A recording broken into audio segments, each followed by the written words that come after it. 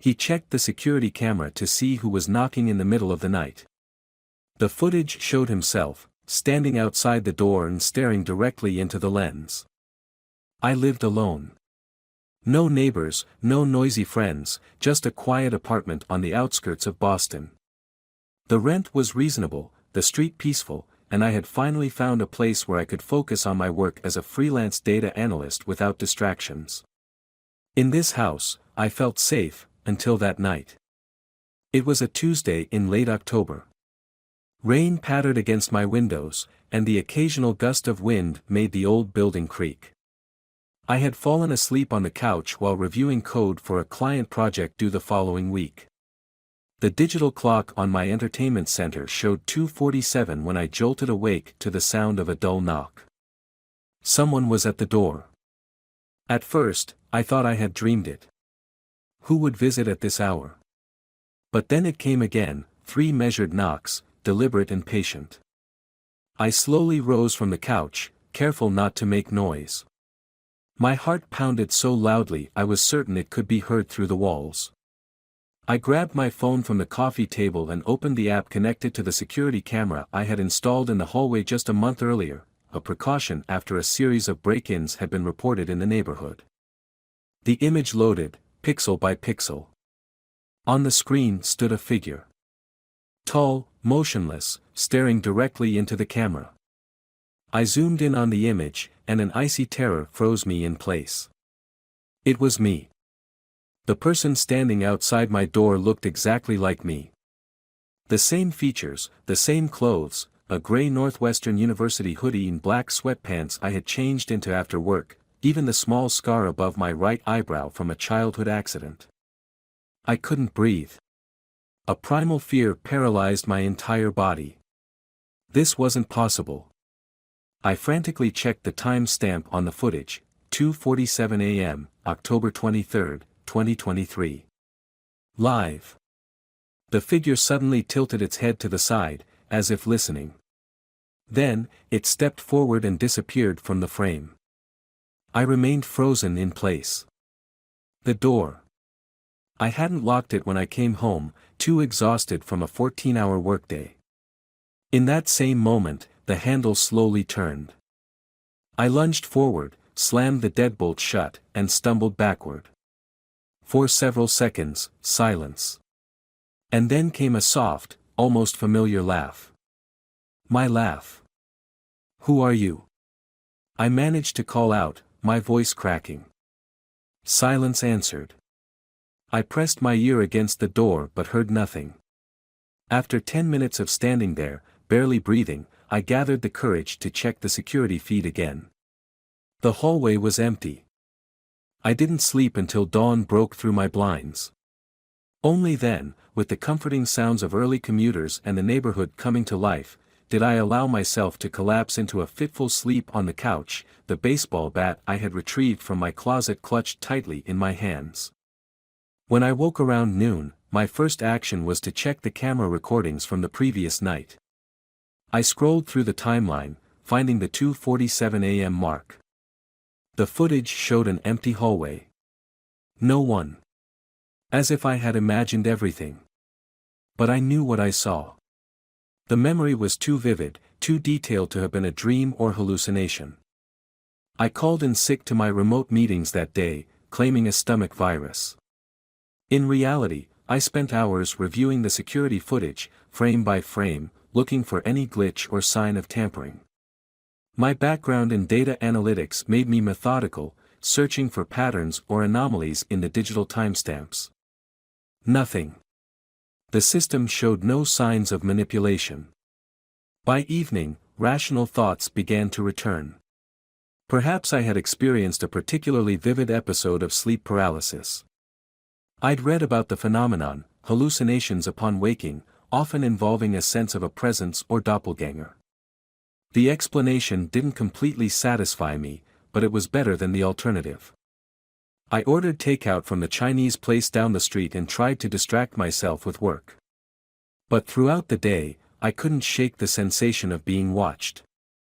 I felt it at my desk, in the kitchen, even in the bathroom when I splashed cold water on my face. The next morning, I decided to consult a professional. Dr. Sarah Kendricks had been my therapist during a bout of anxiety 2 years earlier. She agreed to see me on short notice. A doppelganger experience, she said thoughtfully after I recounted my story, carefully omitting how terrified I had been. These are more common than you might think, especially during periods of high stress. How have you been sleeping lately, Jason? Not great, I admitted. This project deadline has me working overtime. Sleep deprivation, combined with stress, can cause parasomnia episodes, experiences between sleeping and waking where the brain continues to dream while you're partially conscious. Her explanation was rational, scientific. I wanted to believe it. I'd recommend taking something to help you sleep tonight, she suggested, writing a prescription. And maybe take a few days off. Your mind needs rest. That evening, I filled the prescription and took the pill as directed. I double-checked every lock, closed every blind, and even placed a chair against my front door before going to bed. I slept deeply, dreamlessly. When I woke the next morning, I felt refreshed for the first time in weeks. The security footage showed nothing unusual overnight. The rational explanation was winning. 3 uneventful days passed. I finished my project ahead of schedule, caught up on sleep, and even made plans to meet friends for dinner that weekend. The incident began to feel distant, a strange anomaly in an otherwise ordinary life. Until Friday. I was at Marshall's Grocery on 3rd Street, picking up ingredients for dinner, when I felt it again, that prickling sensation of being observed. I glanced around the store, seeing only the usual afternoon shoppers, but the feeling persisted. As I waited in the checkout line, I casually looked toward the store's entrance. Through the large front windows, I caught a glimpse of someone standing across the street, watching the store. A man in a dark jacket, about my height and build. When our eyes met, even at that distance, my blood ran cold. He looked like me. I abandoned my cart and rushed outside, narrowly avoiding an elderly woman entering the store. By the time I reached the street, the figure was gone. "You okay, sir?" asked the security guard near the entrance. "Did you see someone standing across the street just now?" I asked, trying to keep my voice steady. He glanced over. "Can't say I did." "Something wrong?" "No," I lied. "Thought I recognized someone." The drive home was a blur. My mind raced with possibilities, each more unsettling than the last. Was I being stalked by someone who looked remarkably like me? Was I experiencing some kind of psychological break? Or was something even more inexplicable happening? Back in my apartment, I paced restlessly, unable to focus. I pulled out my laptop and began researching doppelganger phenomena, falling down a rabbit hole of folklore, psychological case studies, and paranormal theories. According to Germanic mythology, seeing one's double was an omen of death. In some psychological literature, it was classified as a rare dissociative disorder. Both explanations did little to calm my nerves. Around sunset, my phone rang. Unknown number. "Hello." I answered cautiously. Silence, then a faint sound of breathing. "Who is this?" I demanded. The call disconnected. Moments later, my phone chimed with a text message from the same number, "Look outside." My hands trembling, I approached the window and carefully peeled back the blinds. The street below was empty except for my blue Honda Civic parked under a street lamp. Then I saw it, a figure standing just beyond the circle of light cast by the lamp. Motionless, watching my building. I let the blind snap shut and backed away from the window. This was no longer something I could rationalize away. I needed help. I called Detective Marcus Rivera, an acquaintance who had consulted on cybersecurity for one of my projects with the Boston PD. I explained the situation as calmly as I could, emphasizing the stalking angle rather than my initial supernatural fears. "Have you received any threats recently?" he asked after listening patiently. Anyone who might hold a grudge? No one, I replied. My work is pretty solitary, and I keep to myself.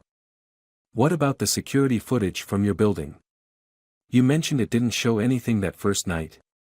Nothing. It's like I imagined it, but I know what I saw. Send me access to the footage. I'll have our tech team look for any signs of tampering. And Jason, stay inside, keep your doors locked. I'll have a patrol car swing by your place tonight. His professional concern was reassuring, but I couldn't shake the feeling that conventional protection wouldn't help against whatever was happening. After hanging up, I sent Rivera access to my security system and then methodically went through my apartment, checking windows, doors, and closets. As I entered the bathroom to splash water on my face, I caught a glimpse of myself in the mirror. My reflection didn't move. I blinked, stepped back. But it remained still, eyes fixed on me. I stood frozen, watching as my reflection slowly raised a finger to its lips in a hushing gesture. A distant siren broke the spell. I stumbled backward, nearly falling into the bathtub. When I looked again, my reflection behaved normally, mirroring my terrified expression. Minutes later, my doorbell rang. Through the peephole, I saw Rivera in plain clothes, his badge visible on his belt. Thought I'd check on you in person, he said as I let him in, trying to hide my shaking hands. You sounded pretty rattled on the phone. Rivera was in his mid-40s, with salt and pepper hair and the watchful eyes of someone who had seen too much in his 20 years on the force. He scanned my apartment with a professional gaze. Tell me everything again, he said, settling onto my couch. From the beginning. I recounted the events, this time including the incident with the mirror. I expected skepticism, perhaps even concern about my mental state, but Rivera listened without judgment. You're not the first person to report something like this, he said finally. What do you mean? 3 weeks ago, a woman on Marlborough Street reported seeing herself outside her apartment. A week later, a college student near Fenway made a similar report. Both cases were dismissed as pranks or psychological episodes. And what do you think? I asked, hope and dread mixing in equal measure. Rivera sighed. 20 years ago, I would have suggested a good psychiatrist. But I've seen too many things that don't fit neatly into rational explanations. He leaned forward. Have you noticed anything unusual about your daily routine? Any gaps in your memory? Times when you can't account for your whereabouts? The question caught me off guard. No, why? Just covering all possibilities. He stood up. I'm going to station an officer outside tonight. In the meantime, I want you to document everything, times, locations, any interaction with this, double. And Jason? Don't approach it if you see it again. After Rivera left, I felt marginally safer knowing a police officer was parked outside. I tried to work but kept glancing at my phone, the window, the door. Around midnight, I received another text from the unknown number. He can't see me. I rushed to the window. The police cruiser was still there, the officer visible inside, scanning the street. But standing just behind the car, in the officer's blind spot, was my double, looking up at my window. I called Rivera immediately. There's an officer outside, but he can't see it, I said urgently. It's right behind his car. What's it doing? Rivera asked, fully alert. Just, standing there. Watching. Stay on the line. I'm sending backup. Minutes later, 2 more police cars arrived, lights flashing but sirens silent. The double was gone by the time they pulled up. The officers searched the area thoroughly but found nothing. Rivera arrived shortly after, looking grim. We need to get you somewhere safe, he said. Pack a bag. You're staying at a hotel tonight, under a different name.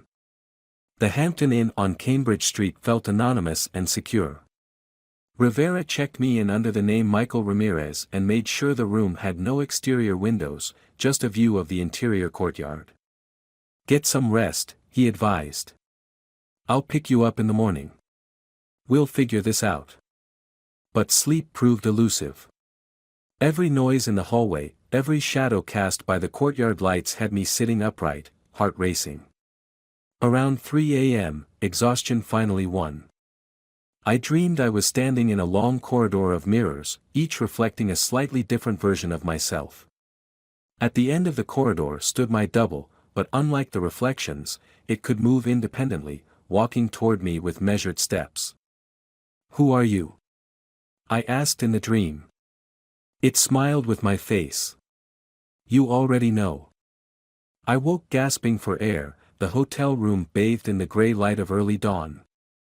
My phone showed a missed call from Rivera and a text, "On my way."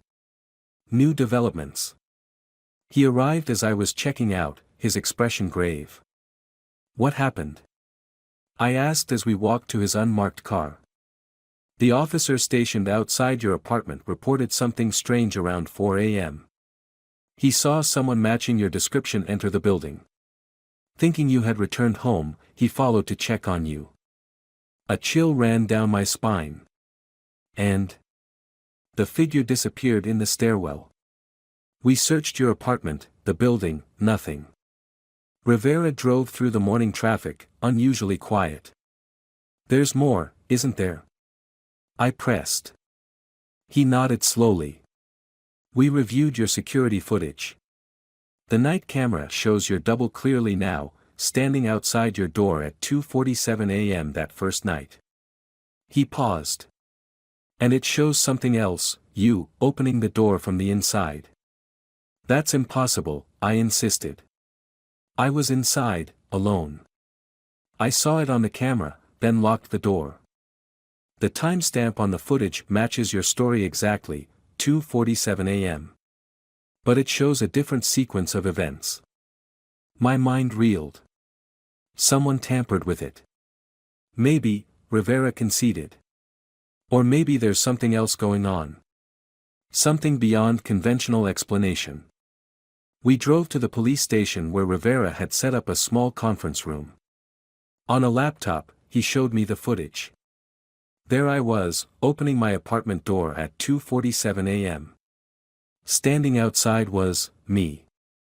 We appeared to have a brief conversation, though there was no audio.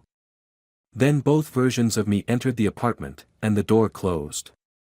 "This isn't what happened," I whispered, trying to control my rising panic. "This isn't real." Rivera studied me carefully. "I believe you. But we need to understand what we're dealing with. I've called in someone who might be able to help." Dr. Eleanor Chen was a forensic psychologist who specialized in unusual cases.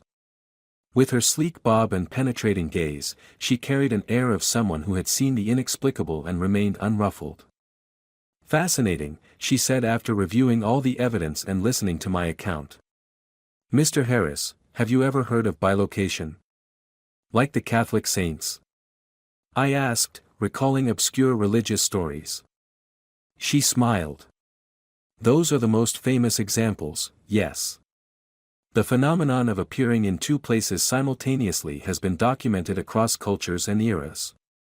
Most modern science dismisses it as folklore or misidentification, but there are cases that defy conventional explanation." "You think that's what's happening to me? I'm duplicating myself?" "Not consciously, perhaps. But under extreme stress or during certain psychological states, some individuals exhibit what we might call a fracturing of presence." The explanation sounded almost reasonable, until I remembered the mirror, the text messages, the figure watching me from the street. "This isn't me," I insisted. "Whatever it is, it's external. It's stalking me." Dr. Chen nodded thoughtfully. "There is another possibility. In Jungian psychology, the shadow self represents repressed aspects of our personality. In rare cases, this shadow can become so compartmentalized that it manifests as a separate entity." "So you're saying I'm haunting myself?" I couldn't keep the incredulity from my voice. I'm saying the boundary between psychological phenomena and what we might call paranormal is not as clear-cut as most people believe. As Rivera drove me back to the hotel that evening, I wrestled with Dr. Chen's theories. None fully explained what was happening, yet each contained fragments of possibility. What do I do now? I asked as we pulled up to the Hampton Inn. We continue investigating, Rivera said firmly. Tech is still analyzing the footage for signs of tampering. I have officers canvassing your neighborhood for witnesses. And Dr. Chen wants to conduct a few more sessions with you. And in the meantime? In the meantime, you stay here. Don't go home, don't contact anyone who doesn't need to know where you are. And Jason, if you see it again, call me immediately. That night, I took the sleeping pill Dr. Kendricks had prescribed and fell into a deep, dreamless sleep. When I woke, sunlight was streaming through the curtains, and for a moment, everything felt normal. Then I saw the note on the desk, written in my handwriting, "It's getting harder to keep us separate." I stumbled back, knocking over the desk chair. The note was written on hotel stationery with the pen I had placed on the nightstand before sleeping. I was certain it hadn't been there when I went to bed. My hands shaking, I called Rivera. "I need to understand what's happening," I said after showing him the note. "We need answers, not theories." Rivera agreed. "I think it's time we set a trap." The plan was simple but risky. I would return to my apartment, monitored by Rivera and two plainclothes officers stationed nearby. The entire building would be under surveillance, with thermal imaging cameras positioned to detect any presence that might not be visible to the naked eye. "We'll catch this thing," Rivera assured me, "whatever it is." As dusk settled over Boston, I entered my apartment for the first time in 3 days. Everything was as I had left it, yet the space felt different, colder, almost expectant. "I'm in position," I said into the microphone clipped to my shirt. "Copy that," Rivera's voice came through my earpiece. "All exits are covered. Thermal imaging is active. We're seeing only your heat signature in the apartment." Hours passed with nothing unusual. I tried to work, to eat, to act normal, but tension knotted my shoulders, and I found myself jumping at every creak of the old building. Just after midnight, the lights flickered, then went out completely. "Rivera?" I called into the mic, "Power's out." Static answered me. The earpiece was dead. In the sudden darkness, I heard a soft laugh from the hallway, my laugh. Then 3 measured knocks on the door. Every instinct screamed to run, to hide, but I remembered the plan. We needed to confront this thing to understand it. Heart pounding, I approached the door and looked through the peephole. Nothing. The hallway was empty. I hesitated, then slowly opened the door, prepared to slam it shut at the first sign of danger. The hallway remained empty, but a folded piece of paper lay on the threshold. I picked it up with trembling fingers and unfolded it under the beam of my phone's flashlight. "Look behind you." I spun around. There, standing in the center of my darkened living room, was my perfect double. Not a reflection, not a camera image, but a 3-dimensional copy of myself, watching me with my own eyes. "Who are you?" I whispered, the question emerging as barely more than a breath. It smiled, a perfect imitation of my own expression. "You know who I am, Jason. The better question is, who are you?" From somewhere distant, I heard shouting, the sound of footsteps pounding upstairs. Rivera and his team, responding to the power outage. "They can't help you understand," my double said, its voice identical to mine. "No one can. Except me." "Understand what?" I managed to ask. It stepped closer, and I fought the urge to retreat. "Why you keep seeing yourself? Why you keep forgetting? Why time doesn't make sense anymore?" The footsteps grew louder. Flashlight beams danced in the hallway. "This isn't the first time we've had this conversation, Jason," it continued, now close enough that I could have reached out and touched it. And it won't be the last. We're caught in a loop, you and I. But one of us is real, and one is just an echo. Jason. Rivera's voice called from the hallway. Are you alright? My double smiled again. The question you should be asking isn't who I am. It's which one of us is the reflection. As Rivera burst through the door, gun drawn and flashlight illuminating the room, my double was gone. The power returned in the same instant, lights flickering back to life. It was here, I said, my voice hollow. It spoke to me. Rivera lowered his weapon, his expression concerned. There was no one here, Jason.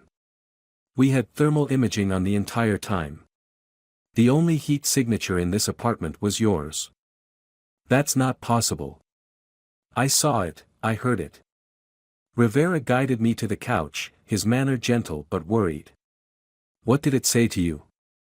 I recounted the conversation, each word making less sense as I spoke it aloud. A loop? An echo? Which one of us was real?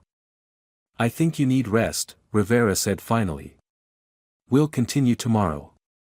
But as I moved toward the bedroom, I caught my reflection in the hallway mirror.